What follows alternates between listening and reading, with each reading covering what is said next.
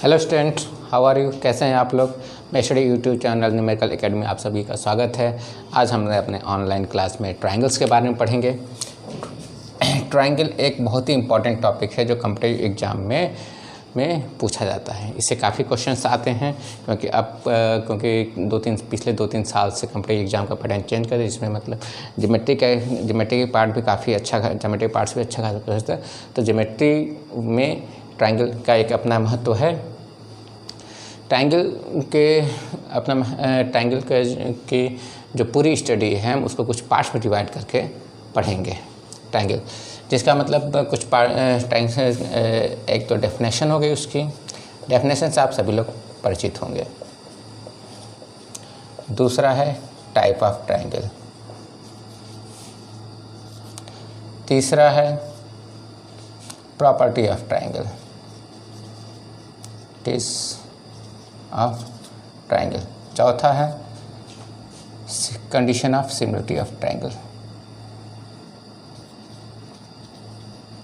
Conditions of similarity of triangle. पांचवा है condition of congruency of triangle, conditions of congruency of triangles. और छठा है थ्योरम्स, जो ट्रायंगल से संबंधित होंगे। तो देख रहे हैं हम ट्रायंगल को 6 पार्ट में हम पढ़ रहे हैं, जिसका पहला पार्ट है डेफिनेशन। डेफिनेशन सभी लोग जानते हैं। ट्रायंगल डेफिनेशन आप लोग सब लोगों ने पढ़ भी रखी होगी, इसमें कुछ नया नहीं है कि 3 भुजाओं से घिरी हुई आकृति को ट्रायंगल कहते हैं, या closed figure of 3 sides are called triangles. Triangles ये होता है A, B, C। 3 भुजाओं से घिरी हुई आकृति क्या कहलाती है? ट्रायंगल कहलाती है। ठीक। Closed figure made by 3 sides are called triangle. Closed figure formed by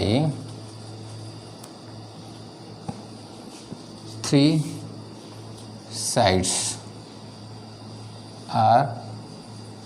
is called triangles। ठीक। तो डेफिनेशन सबको समझ में आ रही होगी। डेफिनेशन में कुछ नया नहीं है। मतलब ऐसी आकृति जो तीन साइड से घिरी हुई हो, या ऐसी आकृति को ट्रायंगल बोलते हैं। ट्रायंगल के बारे में आपने कई प्रकार के ट्रायंगल भी पढ़ रखे होंगे। तो दूसरा पार्ट क्या है, उसके प्रकार से संबंधित है। ट्रायंगल्स को हम कई प्रकार में डिवाइड करने से पहले दो मतलब किस आधार पर डिवाइड किया गया है ये जान लें। ट्रायंगल्स को 2 आधारों पर डिवाइड किया गया है। एक तो ट्रायंगल्स, टाइप ऑफ ट्रायंगल्स। एक तो उसके भुजाओं के आधार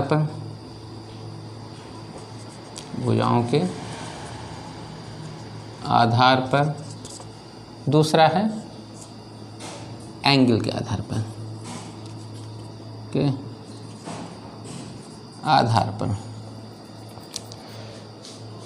तो हम यहाँ पर देखते हैं कि त्रिभुजों का प्रकार को पढ़ने के कितने प्रकार के त्रिभुज होते हैं। तो उसके देखिए किस आधार पर ट्रायंगल को डिवाइड किया गया है।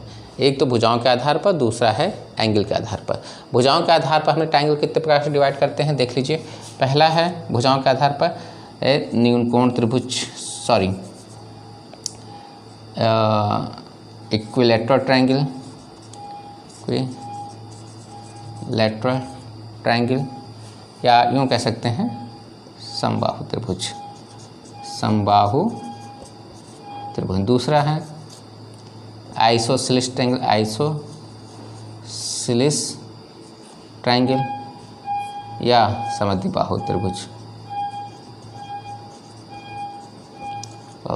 तीसरा है विषमबाहु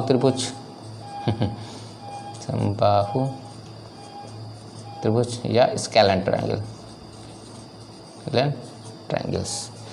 जैसे कि नाम से ही प्रदर्शित हो रहा है कि मतलब कौन सा त्रिभुज किस प्रकार का है, जैसे इक्विलैटरल ट्रायंगल या समबाहु त्रिभुज, मतलब ऐसा ट्रायंगल जिसके तीनों भुजाएं आपस में बराबर हों, ऐसे ट्रायंगल क्या कहलाते हैं, समबाहु त्रिभुज कहते हैं।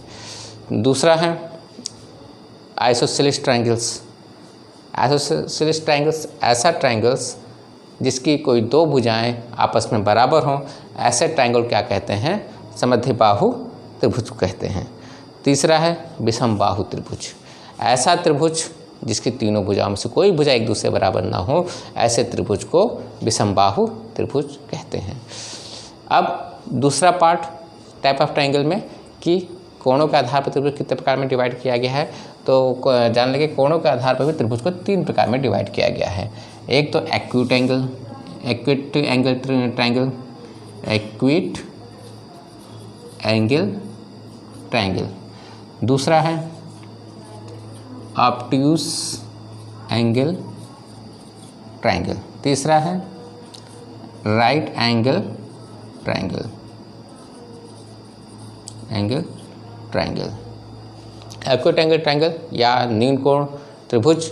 ऐसा त्रिभुज, देखिए पता है कि त्रिभुज में 3 कोण होते हैं। त्रिभुज, ऐसा त्रिभुज जिसके तीनों कोण न्यून कोण हो, ऐसे त्रिभुज को एक्यूट एंगल बोलते हैं। यानी त्रिभुज के तीनों कोणों में से कोई भी कोण ऐसा ना हो जो 90 डिग्री से बड़ा हो, ऐसे त्रिभुज क्या बोलते हैं, acute angle. Each angle less than 90 degree, और ऐसे ट्रायंगल क्या बोलते हैं, एक्यूट एंगल बोलते हैं। Obtuse angle, at least 1 angle greater than 90। ऐसा त्रिभुज जिसमें कम से कम एक कोण, ऐसा कोण हो जो 90 डिग्री से बड़ा हो या अधिक कोण हो, ऐसे त्रिभुज को अधिक कोण त्रिभुज कहते हैं या ऑब्ट्यूस एंगल ट्रायंगल बोलते हैं। और अब आते हैं तीसरे ट्रायंगल पर, राइट एंगल ट्रायंगल। ऐसा एंगल एटलीस्ट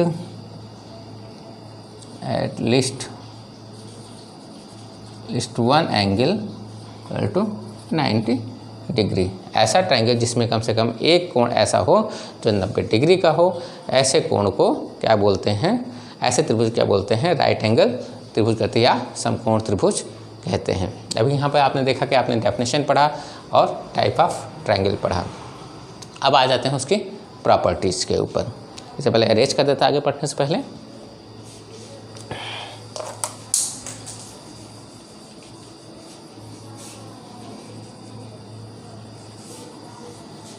बहुत इजी टॉपिक है।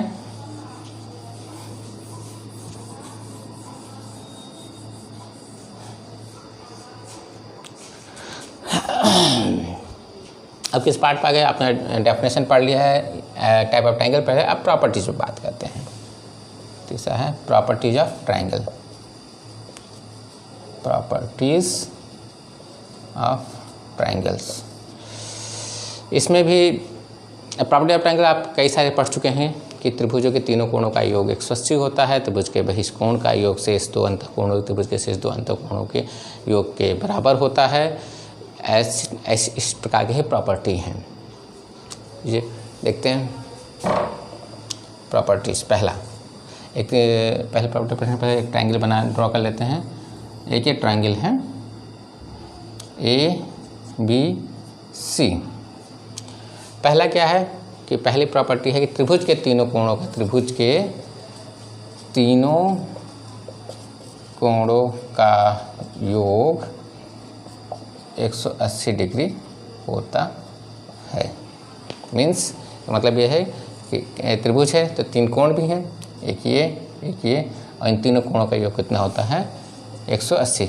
Angle A plus angle B plus angle C equal to 180। ये सबको लगभग याद ही होगा। और दूसरी प्रॉपर्टी क्या है, ये दोनों प्रॉपर्टी हम कोणों का आधार पढ़ रहे हैं, कोणों से संबंधित।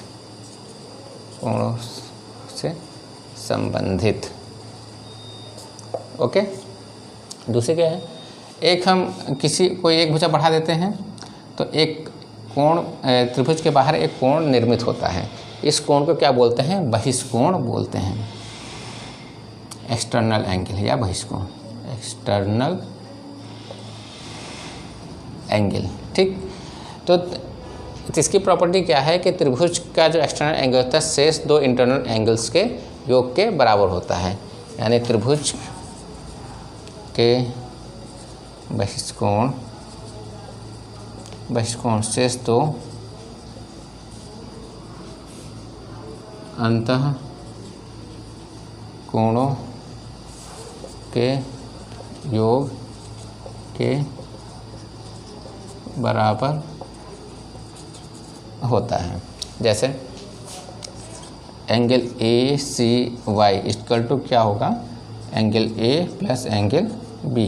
अगर ऐसे ही इसको बढ़ा देते हैं तो ये बन गया, ये एक दूसरा एक्सटर्नल एंगल हो गया, एक्सटर्नल एंगल 2। ये क्योंकि एंगल ए बी एक्स इसका टू क्या हो जाएगा, angle A plus angle C. ऐसे ही इसके साथ भी हो जाएगा, कोई भी हम एक्सटर्नल एंगल बना के उससे उसका बना सकते हैं और उसका जो शेष दो होता है उसके सामने वाले दो अंतःकोणों के योग के बराबर होता है। ठीक, ये थोड़ा कोणों से संबंधित थी आपका ये प्रॉपर्टी। अब आ जाते हैं भुजाओं से संबंधित, जो त्रिभुजों की भुजाओं से संबंधित जो प्रॉपर्टी है वो भुजाओं से संबंधित इधर कर लेते हैं। भुजाओं से संबंधित ये इसमें पहला है, ये है कि त्रिभुज के किन्हीं दो भुजाओं का, त्रिभुज के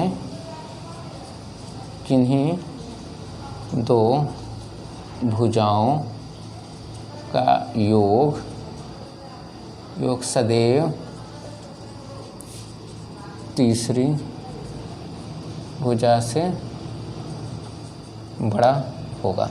ठीक, मीन्स जैसे A plus B plus B C, ठीक, ये है A B plus B C equal to, इसका जो योग होगा सदैव तीसरी भुजा से बड़ा होगा। ऐसे ही B C plus A C greater than A B, ऐसे हम तीसरा पेयर भी ले सकते हैं,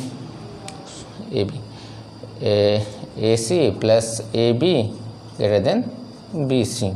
ठीक, ये है पहली जो भुजाओं से संबंधित है कि किन्हीं दो भुजाओं का योग सदैव तीसरी भुजा से बड़ा होगा। इसी में दूसरा है त्रिभुज के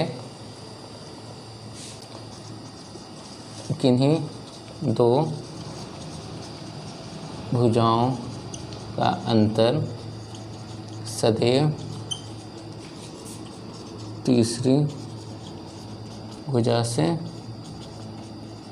छोटा होगा। मीन्स जैसे A B minus B C less than A C, ऐसे ही B C minus B minus less than A B और A C minus A B less than B C. ऐसे ही मतलब कोई भी दो भुजा लें उसका अंतर जो है सदैव तीसरी भुजा से क्या होगा, वो छोटा ही होगा। ठीक, तो इसमें हमने प्रॉपर्टी ऑफ ट्रायंगल में हमने एक प्रॉपर्टी जो कोणों संबंधित थी, एक प्रॉपर्टी जो भुजाओं संबंधित थे। इसके आगे अभी हम कुछ और प्रॉपर्टी पढ़ेंगे जो मतलब ट्रायंगल से संबंधित हैं। पहले इसको अरेंज कर देते हैं।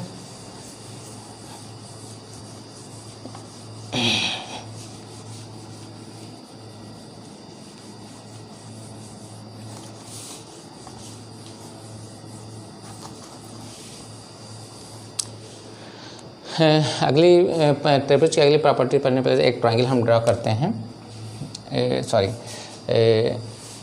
कुछ टर्म्स हम लिखते हैं जिनको मतलब समझेंगे, जैसे माध्यिका या मीडियन।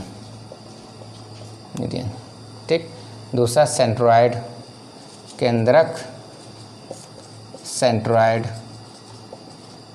एक ये टर्म्स। ठीक है, इसकी क्या प्रॉपर्टीज होती हैं। और दूसरा है शीर्षलंब, एल्टीट्यूड, लंब केंद्र या ऑर्थोसेंटर, ऑर्थो सेंटर। तीसरा है माध्यिका केंद्रक, शीर्षलंब, लंब केंद्र। और एक है हाँ इन सेंटर या कह सकते हैं अंतः केंद्र, केंद्र। ठीक, ये है इन सेंटर, इन सर्किल या अंतःवृत्त। ठीक,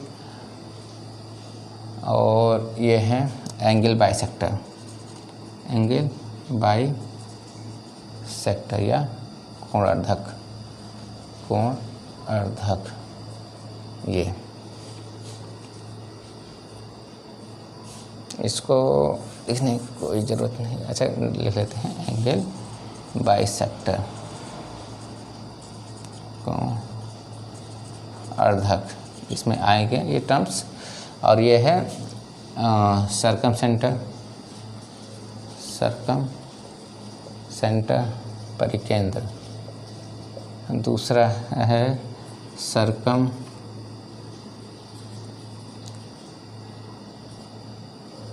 सर्किल परिवृत्त है परपेंडिकुलर बाइसेक्टर, पेंडिकुलर बाइसेक्टर, ठीक। ये हमने अगली प्रॉपर्टीज पढ़ने के लिए हमने इतने टर्म्स लिखे हैं, इन टर्म्स को समझेंगे और उससे रिलेटेड प्रॉपर्टीज देखेंगे। पहला है माध्यिका केंद्रक। तो इसके लिए एक ट्रायंगल ड्रॉ करते हैं। ये माध्यिका क्या होती है पहले तो ये देखेंगे। माध्यिका त्रिभुज के किसी शीर्ष से उसके सामने वाली भुजा पर एक ऐसा रेखाखंड खींचा जो सामने वाली भुजा को क्या कहते हैं, दो इक्वल पार्टों में डिवाइड करता हो, ऐसी भुजा को क्या बोलते हैं, माध्यिका बोलते हैं। ओके, इसी तरह हम बी से भी एक माध्यिका खींच सकते हैं जो सामने वाली भुजा को दो ट्रायंगल्स में दो साइडों में डिवाइड करती है। इसी तरह सी से खींच सकते हैं ये डी ई एफ। तो माध्यिका क्या होगी समझ में आया। माध्यिका जो किसी शीर्ष से उसके सामने वाली भुजा पर खींचे, ऐसा रेखाखंड कीजिए जो सामने वाली भुजा को दो बराबर भागों में डिवाइड करती है, दो इक्वल पार्ट्स में डिवाइड करती है। ऐसी भुजा को क्या बोलते हैं, उस माध्यिका, उस त्रिभुज की माध्यिका बोलते हैं। ठीक है, क्योंकि त्रिभुज में तीन कोण होते हैं, तीन शीर्ष होते हैं, तो तीन माध्यिकाएँ खींची जा सकती हैं।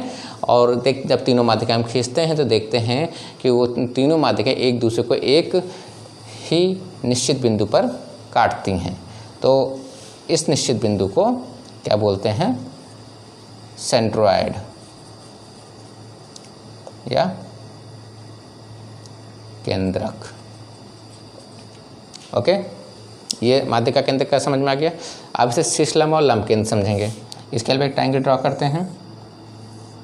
यह नाम से प्रतीत होता है कि शीर्षलंब यानी शीर्ष से खींचा हुआ लंब। तो उसकी शीर्ष से उसके सामने वाली भुजा पर एक हम लंब खींचते हैं।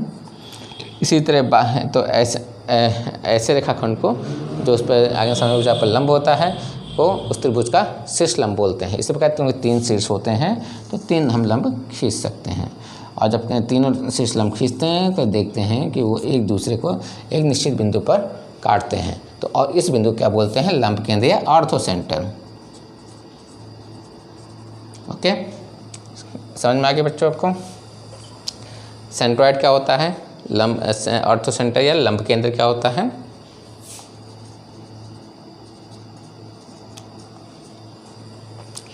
एक वो सेंट्रोइड जो माध्यिकाओं के मतलब खींचने पर जहाँ एक दूसरे मिलती हैं वो जहाँ काटती हैं उसे सेंट्रोइड बोलते हैं। लंब केंद्र जहाँ पर लंब के शीर्ष लंब एक दूसरे को या एल्टीट्यूड एक दूसरे को इंटरसेक्ट करते हैं, वो बिंदु क्या होता है, ऑर्थो सेंटर होता है। अब तीसरे बात है इन सेंटर क्या होता है। इसके लिए ट्रायंगल ड्रॉ करते हैं ए बी सी। इसमें देखिए एक एंगल बाइसेक्टर दे रखा है। एंगल बाइसेक्टर त्रिभुज के जो तीनों कोण हैं उसका एंगल बाइसेक्टर खींचने पर क्या कहते हैं, वो एक दूसरे को एक निश्चित बिंदु पर इंटरसेक्ट करते हैं। इस बिंदु को क्या बोलते हैं, इन सेंटर या अंतः केंद्र। ठीक, तो अंत केंद्र, सेंट्रॉयड, ऑर्थोसेंटर, इन सेंटर। अब इसमें दूसरा ये हो गया, ये हो गया, ये इन सर्कल क्या होता है। अब इस बिंदु को केंद्र मानकर उसके भुजा को के बराबर रेडियस लेके एक हम अगर ड्रॉ करते हैं तो क्या बोलता है, एक वृत्त का निर्मित होता है जिसे हम क्या कहते हैं, अंतःवृत्त या इन सर्कल कहते हैं। इसी प्रकार अब आते हैं सर्कम सेंटर पे। इसके लिए रेक्टेंगल ड्रॉ करते हैं, ए बी सी। इसमें देखा था कि हमने एंगल बाइसेक्टर खींचा था, यहाँ पर हम साइडों का परपेंडिकुलर बाइसेक्टर खींचेंगे।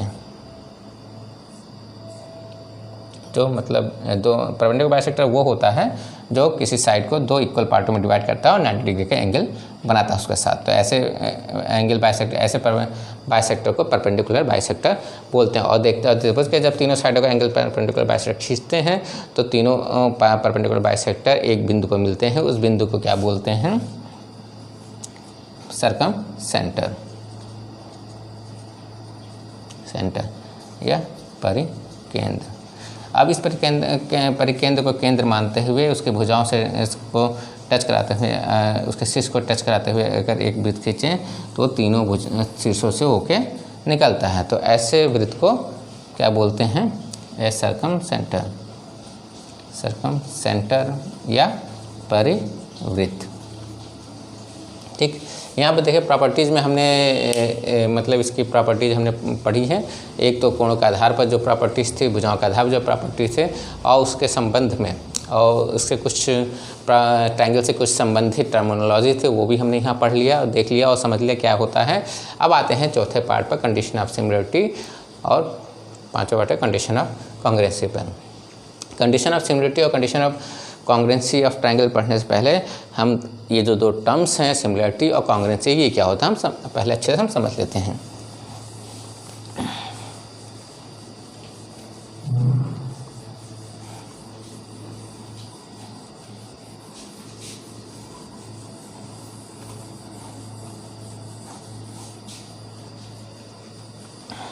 दो टर्म्स जो आए हैं चौथे और पाँचवें पार्ट में, एक तो सिमिलरिटी और दूसरा कॉन्ग्रुएंसी। ये दोनों टर्म्स किसी आकृति से संबंधित होते हैं, आकृति से। अगर हम जैसे कोई दो आकृतियाँ दे गई हैं तो उनको हम कंपेयर करते हैं, तो हम उन आकृतियों का कंपेयर हम दो आधारों पर कर सकते हैं। एक तो उसके शेप के आधार पर और दूसरा उसके साइज़ के आधार पर। ठीक है, ये दो आकृतियाँ दी गई, या दो ट्रायंगल दे दिए, या दो सर्कल दे दिए गए, या दो चतुर्भुज दे दिए गए, या क्वाड्रिलेटरल दे दिए गए, तो उनको हम मतलब उनका कंपेयर हम उसके दो आधारों पर कर सकते हैं कि एक दूसरे के मतलब एक दूसरे से मतलब किस प्रकार संबंधित हैं, शेप और साइज से। सिमिलरिटी, जैसे किसी सिमिलरिटी को हम जब स्टडी करते हैं तो उसमें हम साइज़ को ध्यान नहीं रखते हैं, केवल उसके शेप को ध्यान रखते हैं। जबकि सिमिलरिटी और ये कॉन्ग्रुएंसी, और जब कॉन्ग्रुएंसी की बात करते हैं तो उसमें हम शेप और साइज़ दोनों का ही ध्यान रखते हैं। इसमें हम साइज़ कंपेयर सिमिलरिटी के, जब किसी आकृति का सिमिलरिटी के आधार पर करते हैं तो उसमें हम साइज़ को क्या कहते हैं, निगलेक्ट कर देंगे, इग्नोर कर देंगे। जबकि कॉन्ग्रुएंसी देखेंगे तो ये दोनों कॉन्ग्रुएंस, ये दोनों आकृति मतलब ये दोनों फिगर जो है कॉन्ग्रुएंस है कि नहीं, तो उसके लिए हम शेप और साइज दोनों को ही ध्यान में रखते हैं। अगर केवल उसकी सिमिलरिटी की बात की जाए तो हम शेप को ध्यान रखेंगे, उसका साइज़ को ध्यान नहीं रखेंगे। जैसे दो कॉइन लेते हैं, एक रुपये कॉइन है, एक 2 रुपये कॉइन है, तो इसमें देखते हैं कि दोनों का ही शेप क्या है, वो सर्किल है। और लेकिन साइज़ की अगर बात करें तो एक छोटा साइज़ है और एक बड़ा साइज़ है। वो क्योंकि शेप सेम है, अतः हम कहेंगे कि मतलब दोनों ही कॉइन क्या हैं, सिमिलर हैं। या कॉन्ग्रुएंसी की बात में करेंगे तो हम कहेंगे कि दोनों कॉन्ग्रुएंस नहीं है, बिकॉज क्योंकि दोनों का साइज अलग अलग है। अगर जैसे 1-1 रुपये के ही दोनों कॉइन ले लें तो क्या कहते हैं, उसका शेप भी सर्किल है और साइज़ भी अगर हम देखेंगे तो क्या कहते हैं कि सेम है, तो हम दोनों कॉइन कहेंगे सिमिलर हैं। जैसे सिमिलरिटी का मतलब है जैसे कोई दो फिगर दे रखे हुए हैं, दो फिगर दे रखे हैं अगर एक दूसरे ऊपर, जैसे ये है ट्रायंगल्स और एक ये ट्रायंगल्स हैं। अगर ये ट्रायंगल के केस में बात करें तो अगर एक ये ट्रायंगल्स हैं 1, 2 और 3, तो इसमें जैसे इस ट्रायंगल को ठीक इसके ऊपर रखते हैं, इस ट्रायंगल को इसके ऊपर रखते हैं तो कैसा बन के आएगा हमारे पास, ऐसा आएगा। ठीक, तो इस प्रकार से रखा है, मतलब एक ऐसी पॉसिबिलिटी जिससे मतलब कि इसके जब एक दूसरे के ऊपर रखें तो क्या कहते हैं, ये जो डिफरेंस है अगर सेम प्रोपोर्शन में है तो ये दोनों ट्रायंगल क्या कहलाएंगे, मतलब सिमिलर कहलाएंगे। अगर क्या कहते हैं सेम प्रोपोर्शन में नहीं है तो हम कह सकते हैं, मतलब किसी पॉसिबिलिटी के थ्रू अगर सेम प्रोपोर्शन में मिल रहा है तो हम कहेंगे कि ये दोनों त्रिभुज क्या हैं, दोनों सिमिलर हैं, अदरवाइज सिमिलर नहीं है। क्योंकि इसमें साइज़ तो वैसे ही डिफर नहीं, तो इसके कांग्रेस की बात कर सकते हैं। लेकिन ऐसे दो ट्रायंगल जो क्या कहते हैं अगर एक दूसरे के ऊपर रख दें तो पूरा एक दूसरे को कवर ही कर लें। ठीक है, ठीक, तो इस प्रकार के ट्रायंगल क्या बोलते हैं, कांग्रेंस ट्रायंगल बोलते हैं या समरूप। यानी कांग्रेंसी मतलब क्या होता है, अगर कांग्रेस दो फिगर लिया और एक दूसरे के ऊपर रख देते हैं तो अगर एक दूसरे को वो पूरा कवर कर लेते हैं तो ऐसे फिगर क्या कहलाते हैं, कांग्रेस फिगर कहलाते हैं और सिमिलर ट्रायंगल और कांग्रेस फिगर कहलाते हैं। और अगर सिमिलर फिगर की बात करें तो ऐसे दो फिगर जो क्या कहते हैं एक दूसरे पर रखें तो जो डिफरेंस आ रहा है वो सेम प्रोपोर्शन में हो तो ऐसे फिगर को सिमिलर फिगर कहते हैं। अगर वो जो डिफरेंस जो आ रहा है वो अगर सेम नहीं है तो ऐसे फिगर क्या कहते हैं, सिमिलर फिगर नहीं कहेंगे। जैसे ये है, एक ट्रायंगल है और एक ये है, जैसे एक हमने राइट एंगल ट्रायंगल बना दिया ये। ठीक, तो देखिए सेम डिफरेंस जो है इधर कुछ ज़्यादा इधर कुछ कम है, इधर कुछ ज़्यादा है। ठीक है, तो देखिए जो डिफरेंस जो आ रहा है वो किसी भी एंगल से सेम प्रोपोर्शन नहीं दिख रहा है तो ऐसे ट्रायंगल क्या कहलाएंगे, सिमिलर ट्रायंगल नहीं कहलाएंगे।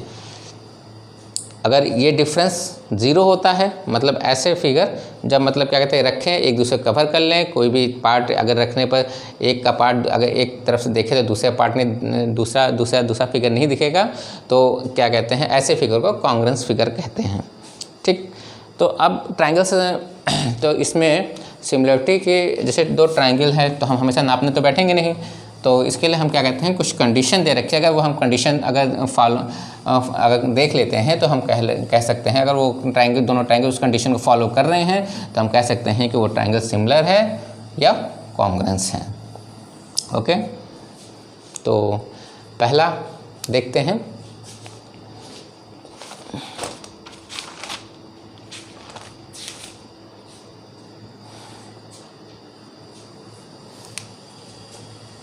कंडीशंस, चौथा पार्ट है ये, conditions of similarity of triangles. पहला क्या है, ए। ठीक, ऐसे दो ट्रायंगल्स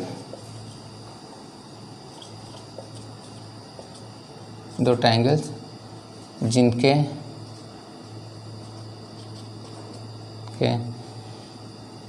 तीनों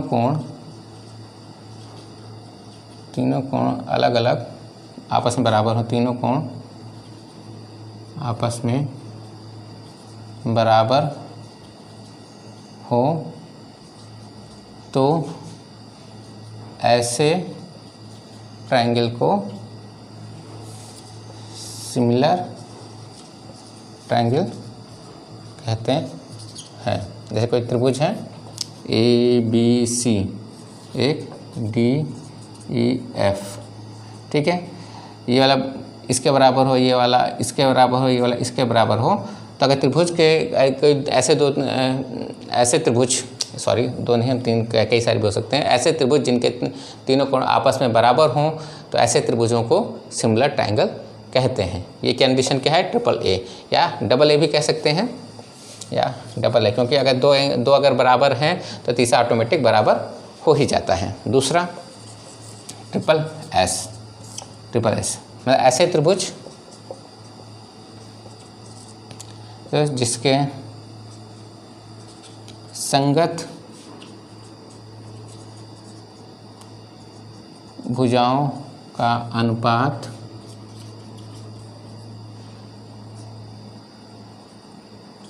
आपस में बराबर हो तो ऐसे त्रिभुजों को सिमिलर ट्रायंगल कहते हैं। ठीक, जैसे एक हमने ले लिया ए बी सी, दूसरा डी ई एफ एन, ऐसे ही और भी ले सकते हैं। तो ए बी, जैसे ये इसकी संगत भुजा है, ये इसकी संगत भुजा है, ये इसकी संगत यानी कॉरस्पेंडिंग साइड्स हैं। तो A B upon D E equal to B C upon E F equal to A C upon D F. अगर ये कंडीशन अगर फॉलो हो रही है तो दोनों ट्रायंगल क्या होंगे, आपस में सिमिलर होंगे। सिमिलर का साइन ये है, अगर ऐसे त्रिभुज जिनके संगत भुजाओं का अनुपात आपस में बराबर हो तो ऐसे त्रिभुजों को सिमिलर ट्रायंगल कहते हैं। एक इसमें एक टर्म आता है संगत, क्या है, संगत भुजा या और संगत कोण।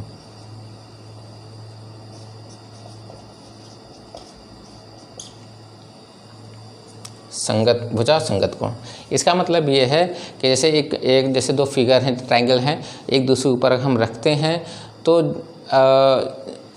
जो भुजा जिससे ऊपर के आती है वो क्या कहते हैं, उसका क्या कहते हैं, संगत भुजा या संगत कोण कहते हैं।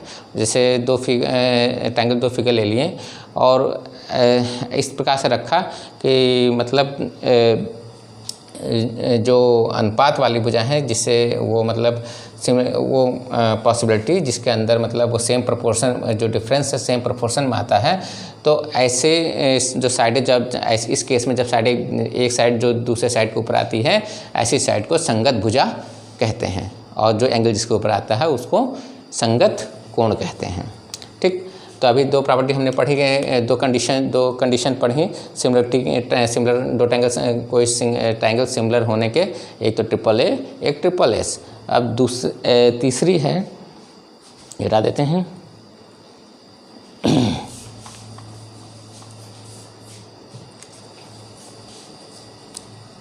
S A S.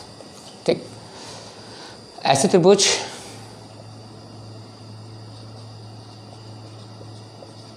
त्रिभुज जिसमें दो भुजाओं से निर्मित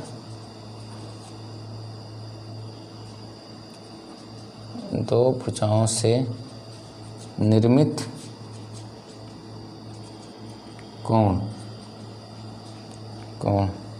दूसरे त्रिभुज के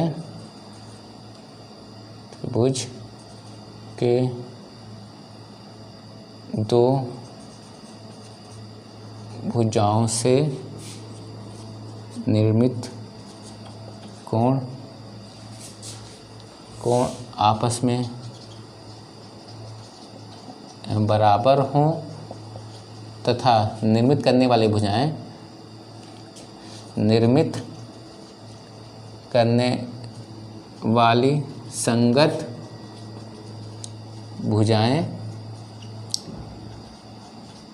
भुजाएं का अनुपात बराबर हो तो ऐसे त्रिभुज समरूप त्रिभुज होंगे। जैसे ये हमने ट्रायंगल ले लिया A B C D E F, जैसे इसमें ये हमने एंगल इसके बराबर है, ई के बराबर है, और इसको इस भुजाओं का इस कोण निर्मित करने ये और ये भुजाएं हैं। ठीक है, इसको करने वाली भुजाएं हैं, ये कोण आपस में बराबर है, और ये जो और ये कोण इसका संगत है और ये कोण इसका संगत है। ये इन दोनों का अगर इसका रेशियो, ये angle B equal to angle C, और ये कंडीशन, दूसरी कंडीशन ये है कि A B upon D E equal to B C upon E F. अगर ये कंडीशन फॉलो हो रही है तो दोनों ट्रायंगल क्या होंगे, ये दोनों ट्रायंगल सिमिलर होंगे। ऐसे सभी ट्रायंगल सिमिलर होंगे जो इस कंडीशन को फॉलो कर रहे होंगे, जिसमें मतलब एक कोण आपस में बराबर हो और क्या कहते हैं, और उस कोण को निर्मित करने वाले भुजाओं के संगत भुजा जो निर्मित करने वाली भुजाएं हैं, दूसरे त्रिभुज के उस कोण को निर्मित करने वाली भुजाएं आपस का अनुपात आपस में बराबर हो तो क्या कहते हैं, ऐसे ट्रायंगल क्या कहते हैं, सिमिलर ट्रायंगल कहलाते हैं। और चौथा एक आखिरी कंडीशन है सिमिलरिटी की, वो देख लेते हैं। इरेज कर दें।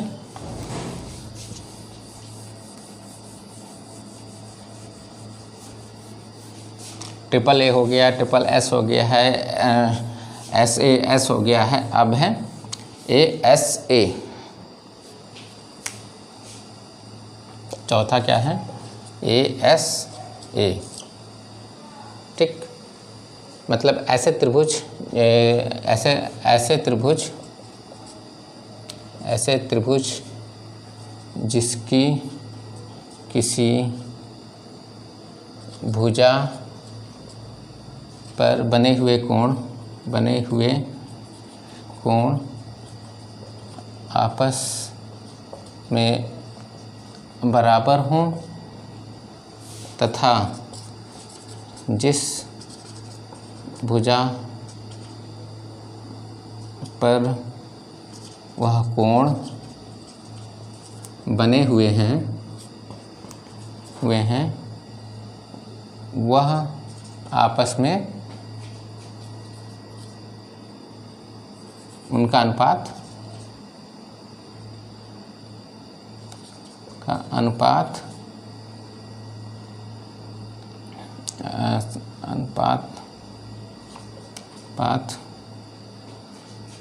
अनुपातिक हो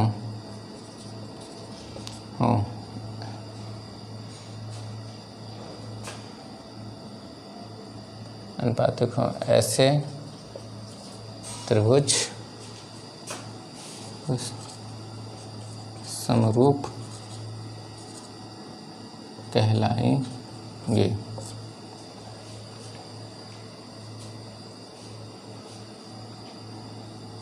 इसकी मुझे लगता है आवश्यकता नहीं है, क्योंकि ये पहली कंडीशन फॉलो कर देगा कि ए एस ए है, तो इसमें दो अगर ट्रायंगल क्या कहते हैं, दो एंगल अगर सेम है तो तीसरा अपने ऑटोमेटिक अपने उसके तीसरे सेम हो जाएगा। तो ये दो नहीं केवल तीन ही कंडीशन होंगी सिमिलर दो ट्रायंगल सिमिलर होने के लिए।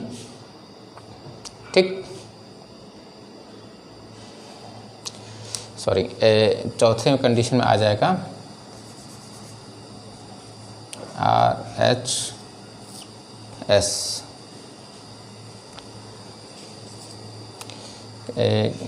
किन्हीं त्रिभुजों में कोई एक कोण 90 डिग्री का हो तथा शेष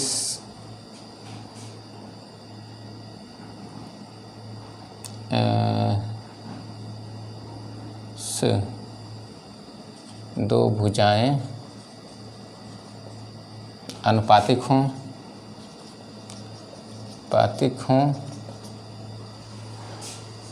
तो ऐसे ट्रायंगल समरूप होंगे। ठीक, जैसे ये 90 डिग्री का है, ए बी सी, दूसरा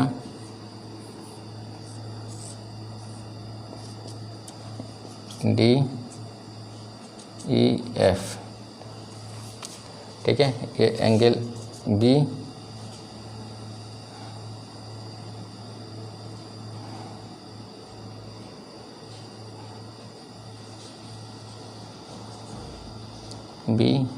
equal to angle E equal to 90 degree और A B upon hypotenuse A C equal to D E upon D F या ये कह सकते हैं BC upon AC equal to DF upon EF। तो इन दोनों ये प्लस इन दोनों में से कोई भी एक कंडीशन फॉलो होती है तो ये क्या होता है, दोनों ट्रायंगल क्या होंगे, सिमिलर ट्रायंगल होंगे।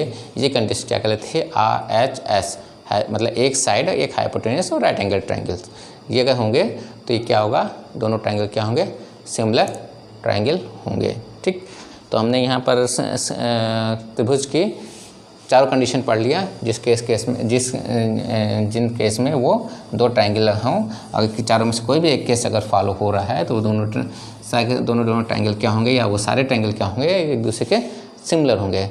अब आती है बात चौथे पर, पांचवें पार्ट पर, कंडीशन ऑफ कॉन्ग्रुएंसी। हटा देते हैं इसको, छठा पार्ट डाल देते हैं इसको।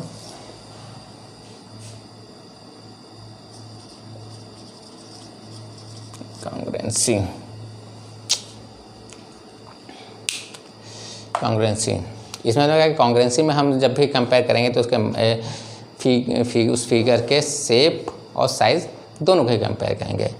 ठीक, ऐसे मतलब फिगर जब दूसरे के ऊपर रखें तो अगर दूसरी तरफ से हम देखें तो दूसरा फिगर ना देखें, तो इस केस में दोनों फिगर क्या कहलाते हैं, कॉन्ग्रुएंस फिगर कहलाते हैं।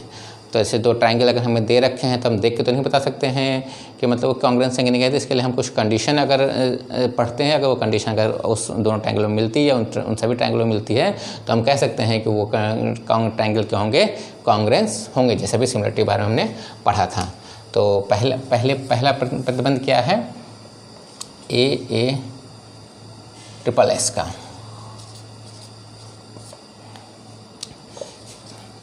किसी त्रिभुज के सभी भुजाएं दूसरे त्रिभुज के संगत सभी भुजाओं के संगत सभी भुजाओं के बराबर है तो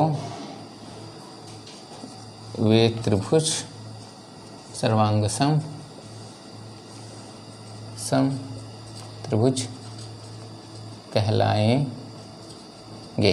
ठीक, यानी किसी त्रिभुज के ABC और दूसरा त्रिभुज DEF, अगर AB इसकी संगत भुजा है, BC इसकी संगत भुजा है और AC इसकी संगत भुजा है, तो AB ED के बराबर हो, BC इसके बराबर हो, ये तो दोनों त्रिभुज क्या होंगे, कॉन्ग्रुएंस कहलाते हैं। ध्यान दिए कि जो सिमिलरिटी कंडीशन में हमने पढ़ाया था उसमें हमने भुजाओं का अनुपात को बराबर कहा था, जबकि यहाँ पर हम उसके लंबाई की, इसकी लेंथ की बात करेंगे। लेंथ का बराबर है तो वो क्या कहलाएंगे, वो त्रिभुज सर्वांग होगा। लेंथ बराबर नहीं है तो त्रिभुज सर्वांग नहीं होगा। इसमें क्योंकि ट्रायंगल के दो ही पार्ट होते हैं जिससे हम कंपेयर कर सकते हैं, एक तो उसका एंगल और दूसरा उसके साइड की लेंथ। तो एंगल बराबर होने चाहिए और क्या कहते हैं, लेंथ भी बराबर होने चाहिए, तभी हम वो त्रिभुज कॉन्ग्रुएंस कह सकते हैं। तो अगर भुजाओं के आधार पर हमने देखा कि त्रिभुज की सभी भुजाएं दूसरे त्रिभुज के संगत भुजाओं के अगर बराबर हैं तो ऐसे त्रिभुज सर्वांग कहलाते हैं। तीसरी कंडीशन क्या है, SAS। ठीक है, किसी त्रिभुज में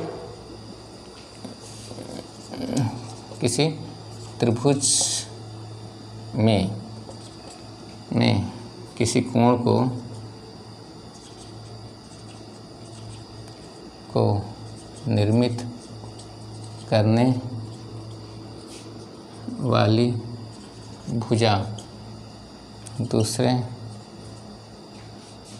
त्रिभुज में किसी कोण को निर्मित करने वाली भुजाएं आपस में बराबर हों और वह कोण भी बराबर हो, तो ऐसे त्रिभुज को सर्वांग त्रिभुज कहते हैं। लाइक ये हैं ABC, ये हैं DEF से, इसको ये आपस में बराबर हैं, ठीक है। इसको जो निर्मित करने वाले भुजा अगर आपस में बराबर हैं तो ये त्रिभुज क्या होंगे, सर्वांग सम कहलाएंगे। ठीक है, यानी ABC ये होता है साइन उसका एक सर्वांग समता का त्रिभुज। और त्रिभुज DEF if angle B equal to angle F और एंगल AB बराबर DF और एंगल BC बराबर EF, ये कंडीशन है। तो ये ट्रायंगल के आपस में वो होंगे, सर्वांग सम होंगे। ठीक, दो प्रॉपर्टीज हो गई। तीसरी प्रॉपर्टी देखते हैं। इसकी 4 प्रॉपर्टीज हैं।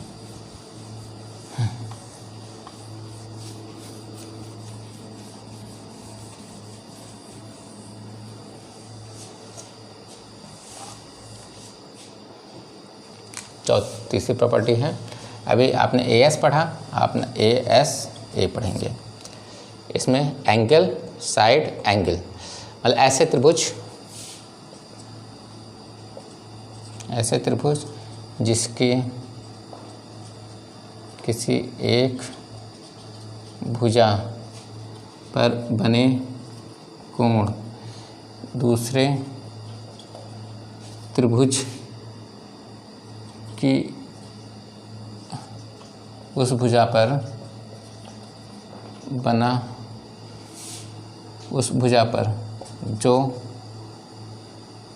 बराबर है, जो उसके बराबर है, उसके बराबर है पर बने कोण यदि आपस में बराबर हैं तो ऐसे त्रिभुज सर्वांगसम त्रिभुज कहलाते हैं। ठीक है, जैसे ABC DEF।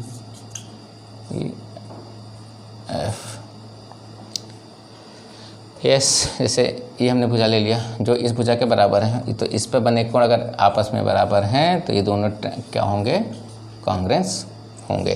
ठीक है, ये कंडीशन ये बताती हैं। अब चौथी कंडीशन क्या है, RHS। जैसे उसमें हमने 4 कंडीशन पढ़ी थी, वैसे हम इसमें 4 कंडीशन पढ़ेंगे। ऐसे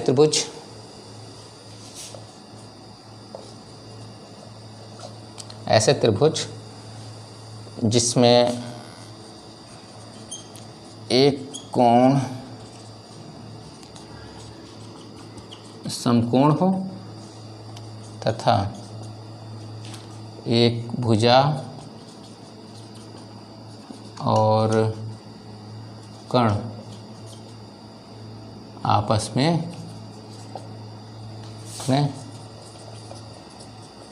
बराबर हो तो ऐसे त्रिभुज सर्वांगसम त्रिभुज कहलाते हैं। जैसे एक ये ले लिया ABC 90 डिग्री का, DEF ये एक हाइपोटेनस पर, अब उसका एक हाइपोटेनस बराबर 90 डिग्री बनना होना चाहिए। तो कोई भी साइड ये या ये आपस में बराबर हो तो हम इसको सिमिलर ट्रायंगल कहेंगे। ठीक है, ये देखिए इसमें क्या कॉन्ग्रुएंसी की सारी मतलब कंडीशन हो गई, सिमिलरिटी की सारी कंडीशन। अब हमारा आखिरी पार्ट बचता है थ्योरम। थ्योरम में हम केवल 2 थ्योरम पढ़ेंगे जो मेन थ्योरम है, बाकी उसी से उत्पन्न हुई हैं, तो उसको हम नहीं पढ़ेंगे, उसको केवल एक शॉर्टकट में थोड़ा सा रिव्यू कर लेंगे। तो थ्योरम 6 वाले पार्ट पर आ जाते हैं। थ्योरम ट्रायंगल से पहली थ्योरम है Pythagoras theorem.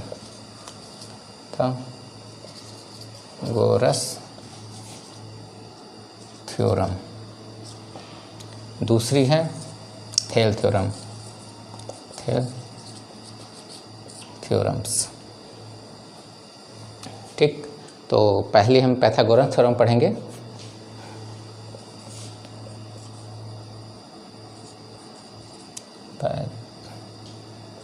Pythagoras theorems. Pythagoras theorem में ये कहा गया है कि कर्ण के ऊपर बना वर्ग के समकोण त्रिभुज में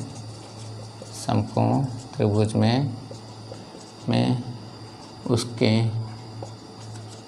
कर्ण पर बना वर्ग का क्षेत्रफल उसकी शेष दो भुजाओं पर बने वर्ग के क्षेत्रफल के योग के बराबर होता है। ठीक है, ये थोड़ा आपने सबने पढ़ी होगी। इसका मतलब क्या होता है? एक ट्रायंगल है ABC, तो इसके भुजा बना वर्ग, इसके भुजा बना वर्ग, इसके भुजा बना वर्ग। ठीक है, तो हम क्या कि जो हाइपोटेनस पर बना वर्ग, हाँ आ रहे हैं, इसका क्षेत्रफल और इससे दो बने क्षेत्रफल के योग के बराबर होता है। ठीक, प्रूफ नहीं करेंगे, बस केवल पाइथागोरस थ्योरम पढ़ाएंगे कि क्या होता है। इसके मीनिंग समझ लीजिए कि इसकी भुजा बना वर्ग का जो क्षेत्रफल होता है शेष दो भुजाओं के बने वर्ग के क्षेत्रफल के योग के बराबर होता है। ठीक, दूसरा है थेल थ्योरम।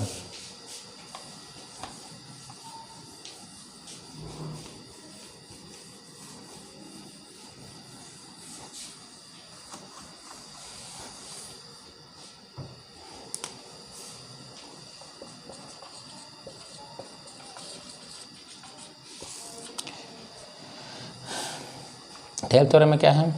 किसी त्रिभुज में किसी भुजा के समांतर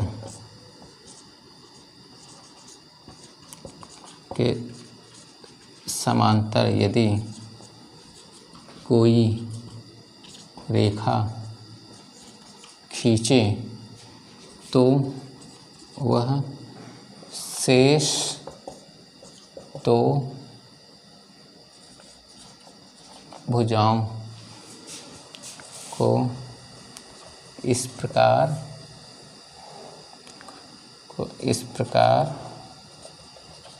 प्रतिच्छेदित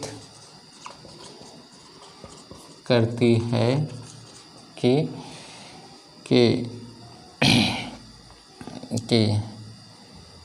उन भुजाओं इस पर प्रतिच्छेद करती हैं कि उन भुजाओं का वो भुजाएं आपस में अनुपातिक होती हैं, वे भुजाएं आपस में अनुपातिक होती हैं। जैसे समझ लीजिए इसको ABC, जैसे एक ये हमने लिया, इसके समांतर एक रेखा खींचिए तो इसको कहते हैं दो भुजाओं पर दो बिंदु डिवाइड करते हैं D और E। तो ये क्या होती हैं कि इस प्रकार से डिवाइड करती हैं कि AD upon BD equal to AE upon EC की अनुपातिक होती हैं। यही थेल थ्योरम्स हैं, या इसका हम अपोजिट भी कह सकते हैं। अगर क्या कहते हैं, इस प्रकार डिवाइड करते हैं, यदि एक त्रिभुज के कोई एक भुजा इस प्रकार डिवाइड करती है कि मतलब वो शेष दो भुजाओं को अनुपातिक कर देती है, तो वो भुजा क्या होगी, उसके सामने वाली भुजा के समांतर होगी। ठीक है, ये थेल थ्योरम्स हैं। इससे संबंधित कुछ प्रॉपर्टी नोट डाउन कर देते हैं और उसके बाद इस चैप्टर को ख़त्म करते हैं।